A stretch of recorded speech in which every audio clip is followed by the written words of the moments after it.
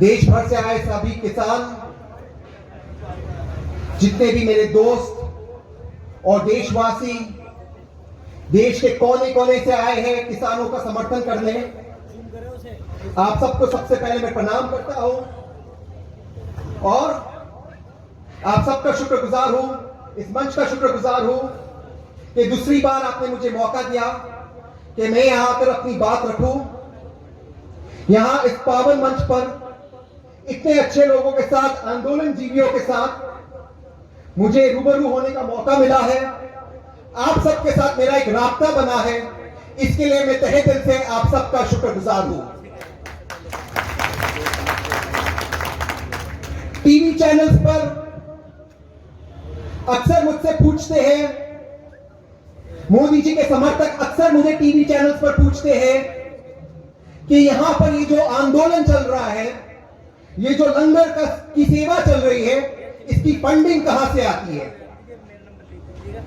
और मैं पलटकर उनको जवाब देता हूं कि जब भी इस महान मुल्क पर कोई आफत आई है, जब भी इस महान मुल्क पर कोई कठिनाई या परेशानी आई है, सबसे पहले जो द्वार खुलते हैं, जो दरवाजे खुलते हैं, वो हमारे गुरुद्वारा के दरवाजे खुलते हैं और वहां पे लंगर की सेवा होती है।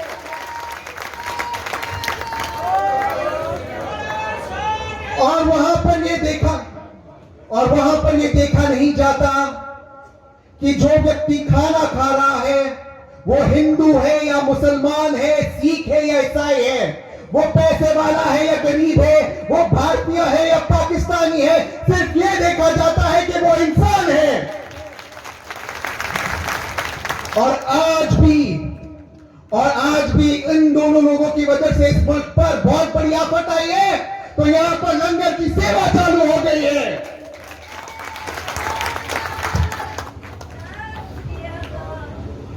अमित शाह जी, आप इनको तो जानते हैं, इस देश के गृह मंत्री है, वजीर दाखिला है, होम मिनिस्टर है।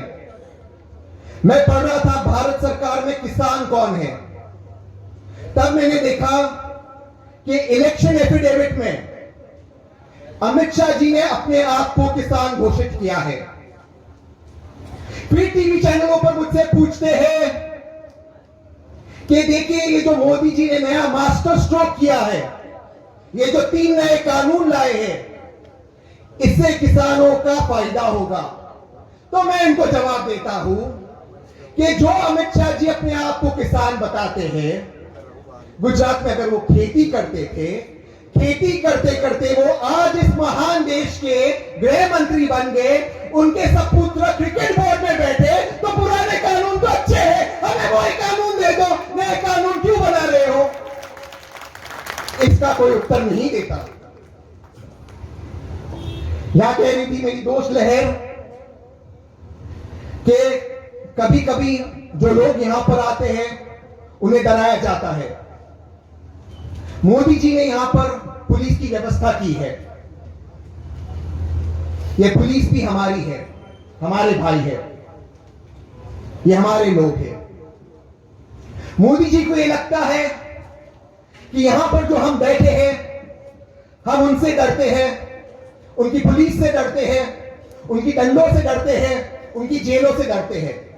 मैं मोदी जी को इस पावन मंच से कहना चाहता हूं, मोदी जी, हम ना आपसे डरते हैं, ना आपकी पुलिस से डरते हैं, ना आपकी लाठी से डरते हैं, ना आपकी जेलों से डरते हैं। आपने मोदी जी इतिहास ही नहीं पढ़ा। इस पद के इतिहास में जब जंग आजादी की लड़ाई चल रही थी, ये तो हमारे पूर्वज थे जो डंडे खा रहे थे, हमारे पूर्वज थे जो जेल में थे, हमारे पूर्वज थे जो इनकलाब जिंदाबाद के नारे लगा रहे थे, हमारे पूर्वज थे जो फांसी की सजा पर वंदे मातरम के नारे लगा रहे थे। आपके राजनीतिक पूर्वज माफीनामा लिख रहे थे, हम जब अंग्रेजों से नहीं डरे मोदी जी, आपसे क्या डरेंगे, आपसे क्या डरेंगे।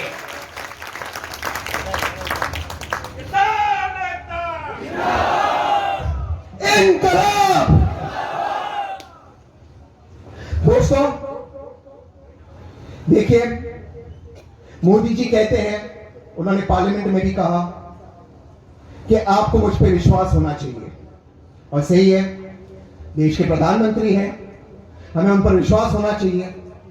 उन्होंने कहा था, और ये सच बात है, मैं जो कह रहा हूं ये सच बात है। उन्होंने कहा, जब मैं छोटा था मैं चाय बेचता था, तो मैं तो एक आंदोलन जीवी हुई, तो मैंने एक आरटीआई लगा दी। मैंने मोदी जी के कार्यालय से पूछा, किसी और से नहीं, नेहरू जी नहीं, मोदी जी के कार्यालय से पूछा, मोदी जी अगर चाय बेचते थे तो जहां पर चाय बेचते थे उसका कुछ दस्तावेज होगा, कुछ कागज हो गए, कुछ परमिशन होगी, कुछ टिकटें होगी, तो वो हमें दे दीजिए, आरटीआई के माध्यम से हमें दे दीजिए।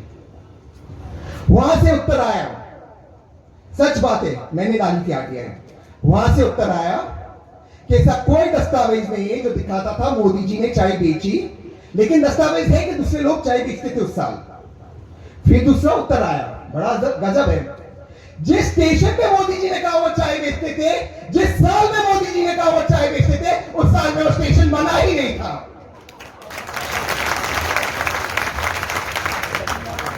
तो ठीक है, हमारे प्रधानमंत्री है राजनाथ सिंह जी, यहां पे अभय भाई आए थे, अभी मुझे दिखाई नहीं दे रहे, लेकिन अभय भाई आए थे। उन्होंने राजनाथ जी का जो उन्होंने इन्विटेशन किया बहुत ही खूबसूरत था। तो राजनाथ जी कहते हैं कि इन कानूनों को साल 2 साल चलने दें, वरना मोदी जी इन कानूनों को पीछे ले लेंगे। आप लोग दोबारा से कहते हैं, आप लोग मोदी जी पे विश्वास रखिए। ये वही नरेंद्र मोदी जी है, ये वही नरेंद्र मोदी जी है जिन्होंने 8 नवंबर 2016 को रात को 8 बजे कहा था, नोटबंदी के बाद मुझे 50 दिन का समय दो, अगर देश की अर्थव्यवस्था नहीं बढ़ी तो आप मुझे जिस चौराहे पे बुलाओगे मैं उस चौराहे पे उपस्थित होगा। मोदी जी कोई चौराहे पे नहीं आए तो हमारी जांच करिए, देश की अर्थव्यवस्था कहां चलेगी, ये तो आप जानते हो और हम जानते हैं। ये वही मोदी जी है जिन्होंने टीवी पर कहा 21 दिन में हम कोविड से लड़ेंगे और जीतेंगे। आज कोविड के सामने हमारी जीत नहीं हुई है। ये वही मोदी जी है जिन्होंने कहा मैं आप सबको 15-15 लाख रुपए दूंगा और 2 करोड़ रुपए और 2 करोड़ नौकरियां दूंगा। वही मोदी जी है जिन्होंने अपने इलेक्शन में कहा था सबको 15 लाख रुपए दूंगा खाते में और 2 करोड़ नौकरियां दूंगा। अमित शाह जी, जिनके पुत्र अब क्रिकेट बोर्ड में है, कहते भैया ये तो जुमला था, अगर 2 साल के बाद वापस जुमला निकला तो हम कहां जाएंगे। इसीलिए हमने ये तय किया है, कानून वापसी नहीं तो घर वापसी। मुझे सुनाई नहीं दिया, कानून वापसी नहीं तो, मुझे दोबारा से सुनाई नहीं दिया, कानून वापसी नहीं तो। मोदी जी क्या जानते हैं कि किसानों का बल क्या होता है? मोदी जी नहीं जानते कि किसानों का बल क्या होता है। मोदी जी को यह लगता है कि वो उनकी गोदी मीडिया में खबरें चला देंगे कि आंदोलन समाप्त हो रहा है, कभी ये खबरें चला देंगे कि आप लोग आतंकवादी हो, कभी खबरें चला देंगे कि आप लोग खालिस्तानी हो।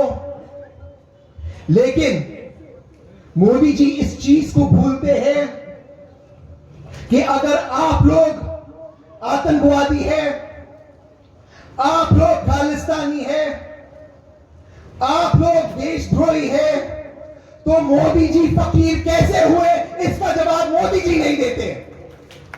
और अजीब फकीर है मोदी जी, 5 लाख का सूट पहनते हैं और करोड़ों में उसे बेचते हैं और आपको देशद्रोही कहते हैं। दोस्तों, मैं अपनी बात इस चीज से समाप्त करना चाहता हूं कि इस कानून पर काफी बातचीत हो चुकी है, टीवी पर इस पर काफी डिबेट हो चुके हैं। मुद्दे की बात यह है कि देखिए, आप ये तो कानूनों को वापस लो या आप एमएसपी की गारंटी लिखित में दो, इसके अलावा और कोई बात नहीं है। और आप लोग जो ये लड़ाई लड़ रहे हो, ये लड़ाई आप सिर्फ किसानों के लिए नहीं लड़ रहे हो, ये लड़ाई आप लोग इस देश के लोकतंत्र, जमहूरियत, डेमोक्रेसी को जिंदा रखने के लिए लड़ रहे हो। मोदी जी को लगता है वो आपको डराएंगे, हमें डराएंगे।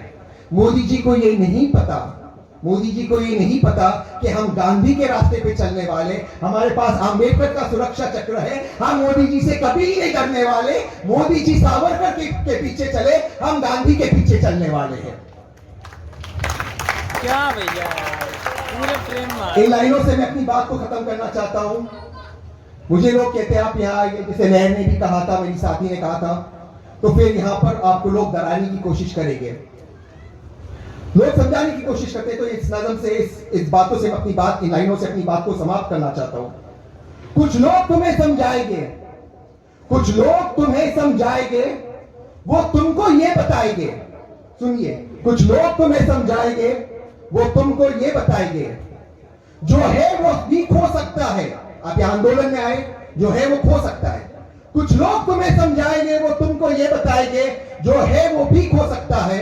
इस राह में रैजन है इतने, रैजन यानी कि चोर, वो दो चोर है ना, दो चोर, नाम नहीं ले रहा हूं। कुछ लोग तुम्हें समझाएंगे, वो तुमको ये बताएंगे, जो है वो भी खो सकता है। इस राह में रैजन है इतने, कुछ और यहां हो सकता है। अरे कुछ और तो अक्सर होता है, कुछ और तो अक्सर होता है, लेकिन तुम जिस लम्हे में जिंदा हो, ये लम्हा तुमसे जिंदा है। ये वक्त फिर लौट कर न आएगा, तुम अपनी करनी कर गुजरो, जो होगा देखा जाएगा, जो होगा देखा जाएगा। इनकलाब, इनकलाब, किसान एकता। एक बार जय हिंद इतने जोर से कहो कि वह प्रधानमंत्री के कार्यालय में बैठे मोदी जी को सुनाई दे। जय हिंद, भारत माता की। थैंक यू, धन्यवाद।